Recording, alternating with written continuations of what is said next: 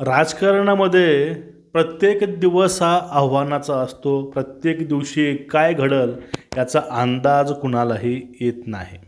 कुणाची भूमिका तळ्यात, कुणाची भूमिका मळ्यात आणि नेमका व्यक्ती कुठल्या वेळेस कोणती भूमिका कोण घेईल आणि सकाळी आपल्यासोबत बसल्याला सायंकाळपर्यंत आपल्यामध्ये आहे किंवा राहणार नाही याची काहीही गॅरंटी नसते.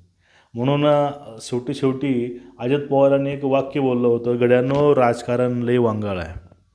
आता एक माझ्या आवडीचा खेळ होता शाळेमध्ये खो-खो.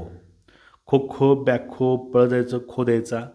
आता ह्या राजकीय पटलावरती खो-खो हा भरपूर वेळ चालला आहे आणि आता खो द्यायची पाळी ही शरद पवारांची आलेली आहे. शरद पवारांचा पक्ष हा एन-डी-एसोबत इनडायरेक्टली छुप्या पद्धतीनं उभाच होता, आताही उभाच आहे. मित्रांनो, आपल्याला ह्या सगळ्या विषयावरती बोलायचं आहे आज.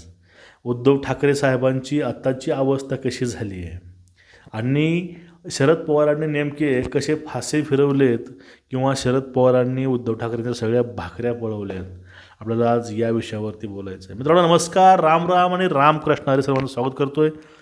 बघा, एक सर्वांना विनंती आहे, चॅनलला सबस्क्राईब करा आणि व्हिडिओ शेअर करा. 2014मध्ये उद्धव ठाकरेच्या पक्षांची म्हणजेच शिवसेनेची बार्गेनिंग पॉवर कमी करण्यासाठी शरद पवारांनी भाजपला म्हणजेच मोदी साहेबांना बिनशर्त पाठिंबा बाहेरून दिला होता.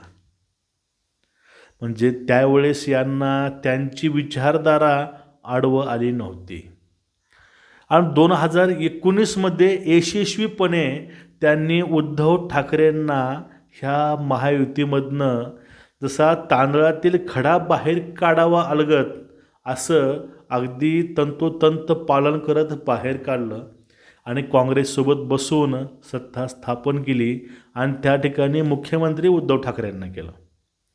आणि त्यावेळी उद्धव ठाकरे बोलले होते की कमी आमदार असताना मुख्यमंत्री कसा करतात किंवा होता येतं हे शरद पवारांनी शिकवलं.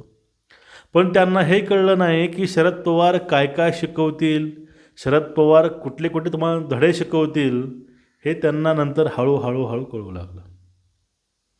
एक वैचारिक जोरावरती जी शिवसेना आत्तापर्यंत दिमागामध्ये महाराष्ट्रामध्ये पसरत होती, आपले पाळंमुळं खेडेगावापर्यंत पोहोचले होते, ते त्या रात्रीमध्ये झटक्यामध्ये त्यांनी सर्वांचा भ्रमनिरास केला आणि उद्धव ठाकरेंनी बाळासाहेबांच्या वैचारिक बाजूच्या विरोधामध्ये जाऊन सत्ता स्थापन केली. बाळासाहेब बोलले होते की ज्यावेळेस माझ्या शिवसेनेचं काँग्रेसीकरण होईल तर मग दुकान बंद करेन, पण या ठिकाणी अख्खं दुकानच काँग्रेससोबत खोललं गेलं. मग अशा वेळेस त्या विचाराची पायमल्ली झाल्यामुळं 2022मध्ये परत एक शिवसेनेमध्ये बंड झाला. तो बंड 40 आमदार घेऊन, ते पण सत्तेमधील आमदार, सत्तेमधील मंत्री यांनी यांची साथ सोडली आणि त्यांनी एकनाथ शिंदेसोबत रिस्क घेऊन गेले. पुढलं भवितव्य काहीच माहिती नव्हतं, पण त्या लोकांनी ती रिस्क घेतली आणि त्या ठिकाणी एकनाथ शिंदे साहेबांनी आपला संसार थाटला मूळ वैचारिक पक्षाशी, मूळ विचारांशी.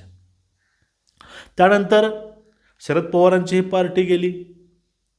जैसे त्यांचे कर्म जैसे फळ देतो ईश्वर, अशी गोष्ट आहे. शेवटी कर्माचे भोग भोगावे लागतात आणि त्यावेळेस शरद पवारांची ही पार्टी फुटली असं लोक म्हणतात. पण माझं आकलन असं आहे की शरद पवारांची पार्टी शरद पवार असताना फुटेल शक्यता नाही. कारण शरद पवारांना माहिती होतं आता आपल्या पार्टीचं आणि आपल्या लोकांचं काही खरं नाही. त्यामुळं त्यांनी एक वेळेस दादा हे बोलले होते की जो शपथविधी पहाटे घेतला होता त्यामध्ये पूर्णपणे गायडन्स हे शरद पवारांनी केलं होतं. अजित पवारांचा प्रत्येक निर्णय हा शरद पवार हे घेत होते, घेत राहिले आणि पवारांच्या गेल्यानंतर त्यावेळेस मात्र सगळे फासे उलटे पडू लागलेत. आता काही दिवसापूर्वी 6 खासदारांनी निर्णय घेतला आहे उद्धव ठाकरेंच्या, त्यांनी परत यांची साथ सोडली. कारण बुडत्या सूर्याला कुणी नमस्कार करायला तयार मित्रांनो नसतं. कारण सर्वांना ती पहाट उल्हासदायी आनंदी हवी असते. ही राजकारणाची पहाट, राजकीय भवितव्य ही या पक्षासोबत राहून यांचं राहणार नाही. कारण तो विश्वास लोकांमध्ये, त्या कार्यकर्त्यामध्ये, नेत्यामध्ये हे लोक निर्माण करू शकणार नाहीत. याची कल्पना राजकारण्याला, त्यांच्या मंत्र्यांना, माजी मंत्र्यांना आणि खासदारांना होती. त्यांनी निर्णय घेतला, ते 6 जण बाहेर आले. मग आता एक दुसरी गोष्ट झाली. विधानसभेच्या अधिवेशनादरम्यानमध्ये शरद पवारांनी आपल्या आमदारांसोबत एक बैठक केली एकनाथ शिंदेंच्या दालनामध्ये. मग त्यावेळेस मात्र राऊतांची पूर्णपणे धांदरली. त्यांना कळून चुकलं, काका काहीतरी मोठं करण्याच्या भानगडीत आहेत. आणि आता सध्या बातम्या आहेत की 9 आमदार हे इंडियासोबत जाणार आहेत.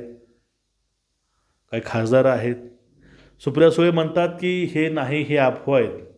कारण ठाकरेंचे लोक हे पूर्वी असंच म्हणायचे, हे अफवा आहेत. पण त्या घटना घडल्या आणि त्या घटना घडून आल्याही.